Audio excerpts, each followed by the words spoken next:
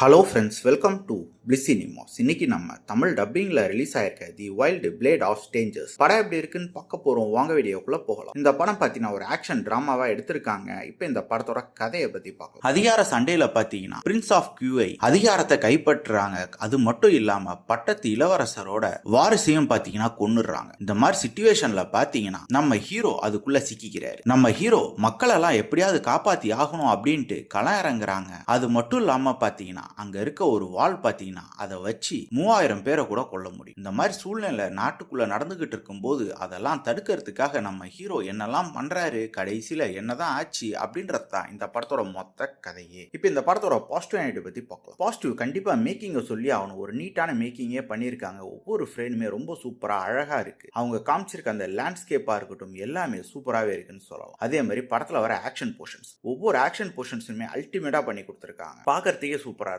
Technically பார்த்தீங்கன்னா படம் சவுண்டாவே இருக்கு. எல்லா ஆஸ்பெக்ட்ஸ்லயுமே பேக்ரவுண்ட் ஸ்கோருமே நல்லாவே பண்ணி கொடுத்திருந்தாங்க. படத்துல பெர்ஃபார்மன்ஸ் வைஸ் பார்க்கும்போது படத்தை நடிச்சிருக்க எல்லாருமே ஒரு நீட்டான பெர்ஃபார்மன்ஸ் கொடுத்துருக்காங்க. அதே மாதிரி அவங்களுக்கு உண்டான மேக்கப்ல இருந்து எல்லாமே நீட்டா பண்ணியிருந்தாங்க. கேரக்டர் ரைட்டிங் வைஸ் பார்க்கும்போது யார் கேரக்டருமே பெருசா எழுதல, யாரோடய மிகிலா உட்காந்து படத்தை பார்க்க முடியல. இவங்க படத்துல வச்சிருக்க ட்விஸ்ட் அண்ட் டர்ன்ஸும் பார்த்தீங்கன்னா பெருசா எங்கேயுமே ஒர்க் அவுட் ஆகலன்னு சொல்லலாம். ரொம்ப ஃபிளாட்டா தான் போகுது. ஸ்கிரீன் பிளேஸ் பார்க்கும்போது ஒரு எங்கேஜிங்கே இல்லாத ஒரு ஸ்கிரீன் பிளே தான் எழுதி எடுத்திருக்காங்க. படத்துல இருக்க ஆக்ஷன் போர்ஷன்ஸ் மட்டும் தான் இந்த படத்தோட பாசிட்டிவ். மொத்தத்துல பார்த்தீங்கன்னா இது ஒரு பிளேயர் ஜன படம் தான். வேணும்னா ட்ரை பண்ணி பாருங்க. இன்னொரு வீடியோல சந்திக்கலாம். தேங்க்யூ.